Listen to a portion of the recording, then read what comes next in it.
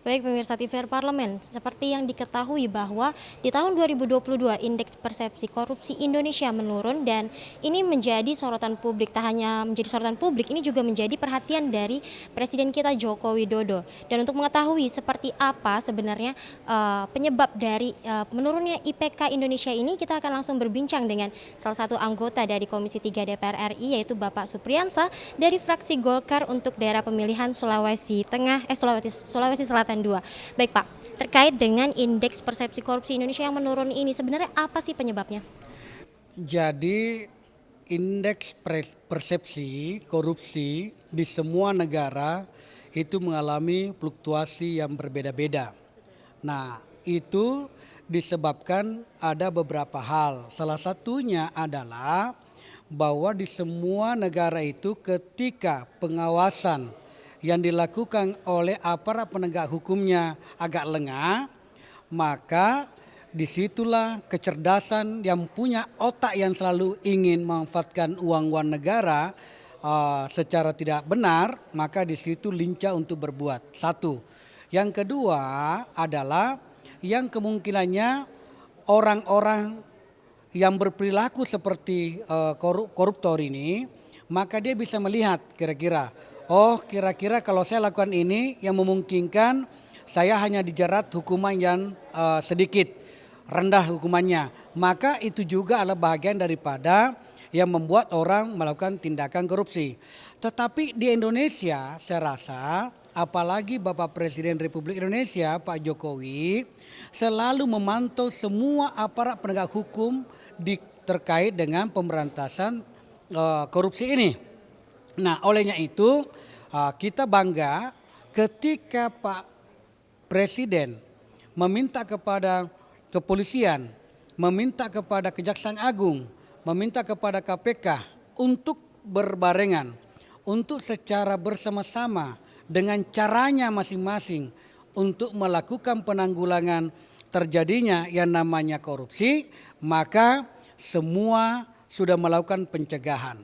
Sudah ada tindakan program pencegahan selain daripada tindakan represif yang dilakukan. Represif dilakukan oleh kejaksaan. Kita lihat kejaksaan akhir-akhir ini sangat kuat sekali. Nah, kuat sekali menangkap, melakukan tindakan-tindakan represif terhadap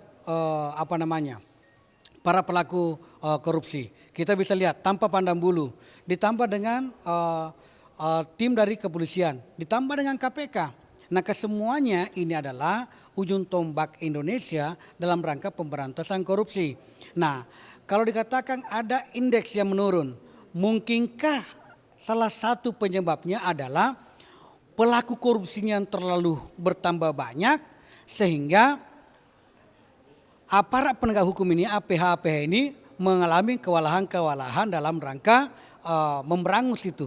Nah, tetapi ini adalah sebuah tindakan yang dilakukan oleh pemerintah kita, Pak Presiden, menyampaikan kepada aparat penegak hukum sehingga saya yakin dan percaya KPK, Jaksa Agung bersama dengan kepolisian sudah melakukan koordinasi di antara tiga lembaga ini untuk melakukan pemberantasan korupsi secara maksimal.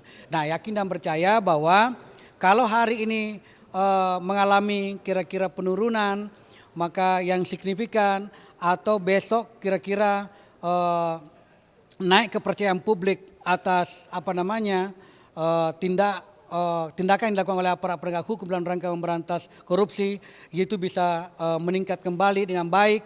Kesemuanya itu tergantung daripada kinerja aparat penegak hukum kita dalam rangka memberantas korupsi. Jadi bagi kami kita melakukan pemantauan secara pengawasan. Pengawasan yang kita lakukan cukup kita mengetahui ada penyampaian dari masyarakat, kami sampaikan kepada mitra kerja Komisi 3. Siapa ke mitra kerja Komisi 3 dalam rangka pemberantasan korupsi? Ya, salah satunya adalah Kejaksaan, KPK dan kepolisian. Nah, kami telah berkoordinasi terus ini.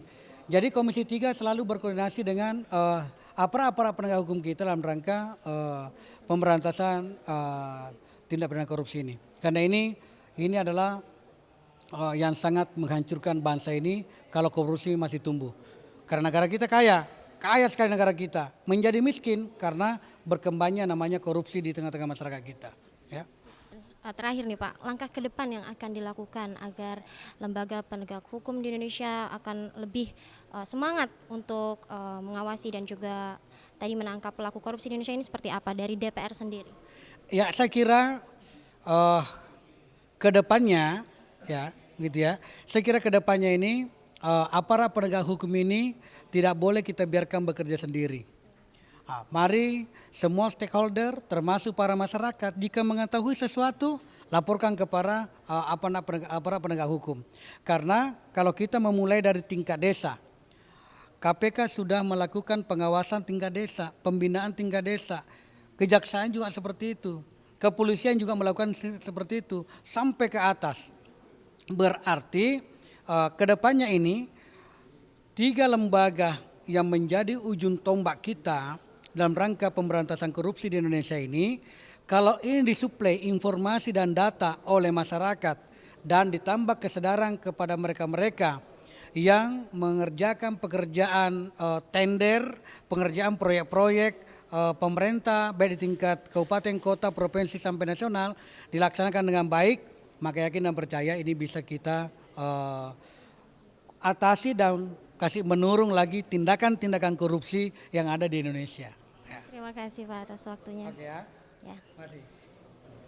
Dan pemirsa, itu tadi bincang-bincang saya dengan salah satu anggota dari Komisi 3 yaitu Bapak Supriyansa terkait dengan penurunan indeks persepsi korupsi di Indonesia. Dan tadi disebutkan bahwa memang penurunan dari IPK Indonesia ini merupakan tanggung jawab dari seluruh pihak di Indonesia, bukan hanya merupakan tanggung jawab dari aparatur hukum negara tapi juga merupakan kewajiban dari warga negara sebagai warga negara yang baik. Dan tadi juga disampaikan bahwa untuk memberantas korupsi itu memang harus diperlukan koordinasi yang tepat dan juga dari masyarakat sendiri untuk dapat membantu para aparatur negara memberantas dari korupsi. Dan sekian laporan saya Nazia, kembali ke studio.